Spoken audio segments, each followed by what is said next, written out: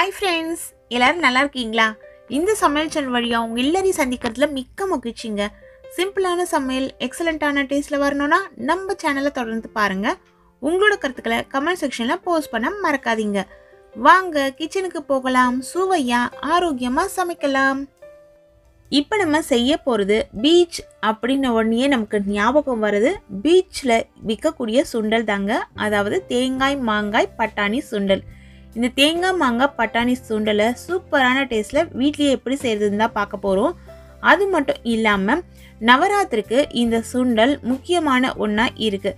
என்னைக்குன்னு பார்த்தீங்கன்னா திங்கக்கிழமை. நவராத்திரி 9 நாட்கள் இருக்கும். அதில் வர திங்கக்கிழமை அன்னைக்கு செய்யக்கூடிய சுண்டல் தான் இது. திங்கக்கிழமை சந்திர பகவானுக்கு உகந்த நாள். அதனால அன்னைக்கு வெள்ளை பட்டாணியை பயன்படுத்தி சுண்டல் செஞ்சு பிரசாதமாக எல்லாருக்குமே கொடுப்பாங்க.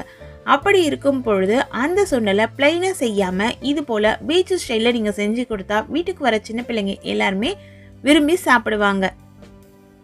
இந்த சுண்டல் செய்யறதுக்கு ஒரு ப்ரெஷர் பேனில் 1.5 லிட்டர் அளவுள்ள தண்ணி சேர்த்து தண்ணி நல்லா கொதிச்சிட்டு இருக்கு. அதில் 1/4 கிலோ அளவுள்ள வெள்ளை பட்டாணி 8 மணி நேரம் ஊற வச்சு வாஷ் பண்ணி எடுத்து சேர்த்துருக்கேன். இந்த வெள்ளை பட்டாணியை இதில் சேர்த்துட்டு இதற்கு தேவையான அளவு உப்பு ஒரு 3/4 டேபிள் ஸ்பூன் அளவு சேர்த்துக்கோங்க. ஹை ஃப்ளேம்லேயே இருக்கட்டும். இதில் 2 சிட்டிகை அளவுள்ள மஞ்சள் தூள் சேர்த்துக்கோங்க. மஞ்சள் தூள் சேர்த்து செய்யும் பொழுது இந்த சுண்டல் நல்லா கலர்ஃபுல்லாக இருக்கும்.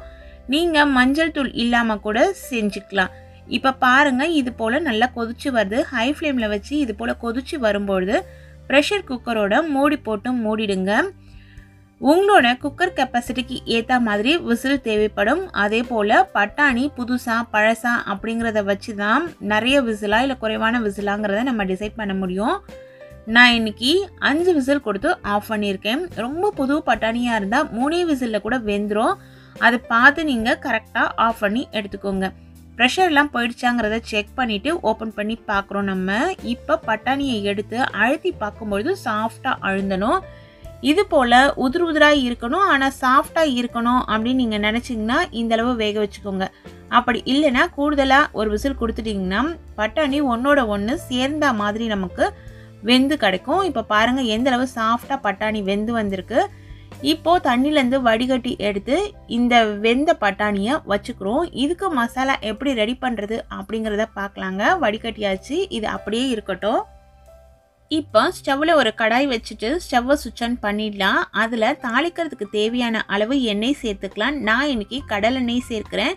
எண்ணெயோட அளவு உங்களோட விருப்பத்துக்கு ஏற்ற மாதிரி கூடுதலாகவோ குறைவாகவோ சேர்த்துக்கோங்க. நான் இன்னைக்கு 3 டேபிள் ஸ்பூன் அளவுள்ள கடலை எண்ணெய் சேர்க்கிறேன். எண்ணெய் நல்லா சூடேறின பிறகு அதில் 1/2 டேபிள் ஸ்பூன் அளவுள்ள கடுகு தாளிச்சிக்கலாம். கடுகு நல்லா பொரியணும். அதனால் எண்ணெய் சூடேறின பிறகு கடுகு சேருங்க. அப்போ தான் இது போல் கடுகு நமக்கு நல்லா வெடித்து பொரிஞ்சு வரும். கடுகு நல்லா பொரியறதுக்கு முன்னாடியே நீங்கள் அடுத்த பொருள் சேர்த்துட்டிங்கன்னா சாப்பிடும் பொழுது கடுகுல அந்த கசப்பு தன்மை நமக்கு தெரியும். இப்போ கடுகு பொரிஞ்சிருச்சு. 1.5 டேபிள் ஸ்பூன் அளவுள்ள உளுந்தம் பருப்பு சேர்த்துக்கலாம். லோ ஃப்ளேம்லேயே இருக்கட்டும். உளுந்தம் பருப்பு சேர்த்த உடனேயே 1/4 டீஸ்பூன் அளவுள்ள சீரகம் தாளிச்சுக்கோங்க. சீரகமும் நல்லா பொரியணும். அதனால எல்லாத்தையுமே நல்லா கலந்து விட்டுடலாம். இது போல் ஒரு கோல்டன் கலரில் இது சேஞ்ச் ஆகி வரும். இந்த சமயத்தில் 3 பச்சை மிளகாய் மெல்லிசாக கட் பண்ணது அதையும் இதில் எடுத்து சேர்த்துடலாம். 1 சென்டிமீட்டர் நீளமுள்ள இஞ்சி தோலெல்லாம் எடுத்துட்டு பொடியாக கட் பண்ணி எடுத்து சேர்த்தாச்சு. 2 இனுக்கு கருவேப்பிலையை உருவி பொடியாக கட் பண்ணி எடுத்து அதையும் சேர்த்துட்டு பெருங்காயத்தூள் ஒரு 1/4 டீஸ்பூன் அளவு சேர்த்துக்கோங்க. நீங்கள் பட்டாணி வேக வைக்கும் பொழுதே பெருங்காயத்தூள் சேர்க்கிற மாதிரி இருந்தாலுமே சேர்த்துக்கலாம். பெருங்காயத்தூள் சேர்த்த உடனேயே ஸ்டவ்வை நீங்கள் சுவிட்ச் ஆஃப் பண்ணுறதா இருந்தால் கூட ஆஃப் பண்ணிக்கலாம்.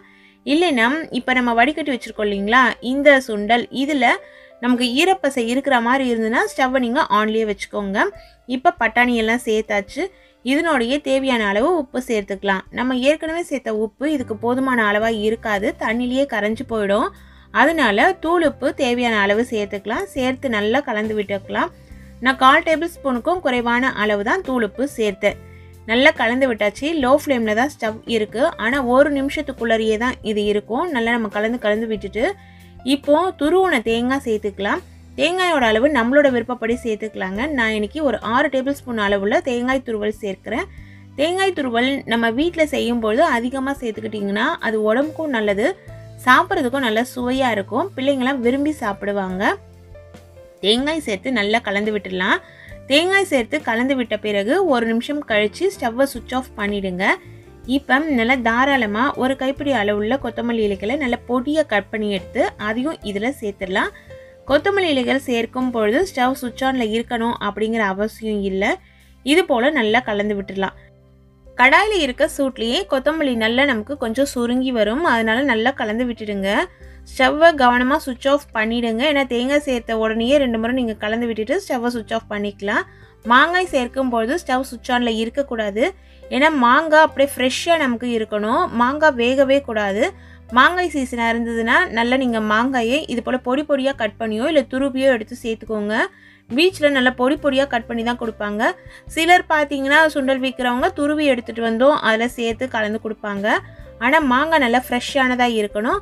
கொஞ்சம் அதாவது எப்படி சொல்கிறதுனா ரொம்ப புளிப்பாக இருக்க மாங்காவும் இருக்கக்கூடாது, இனிப்பாக இருக்க மாங்காவும் இருக்கக்கூடாது. செங்காயாக இருந்ததுன்னா டேஸ்ட் ரொம்ப நல்லாயிருக்கும்.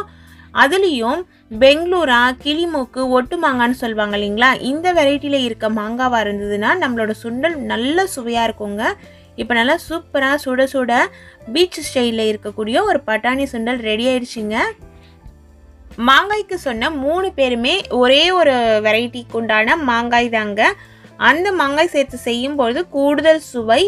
இந்த சுண்டலை சுட சுட மழை காலங்கள்லையும் குளிர்காலங்கள்லையும் செஞ்சு சாப்பிடும்பொழுது ரொம்ப நல்லா இருக்குங்க. இதே அளவுகளில் பக்குவம் மாறாமல் செய்யுங்க. டேஸ்ட் வேறு லெவலில் இருக்குங்க. இது போல் நல்ல நல்ல ரெசிபிஸ் தெரிஞ்சுக்கணுன்னா நம்ம சேனலை தொடர்ந்து பாருங்கள். சுவையாக சமைச்சு சாப்பிட்டுட்டு மகிழ்ச்சியாக வாழுங்க.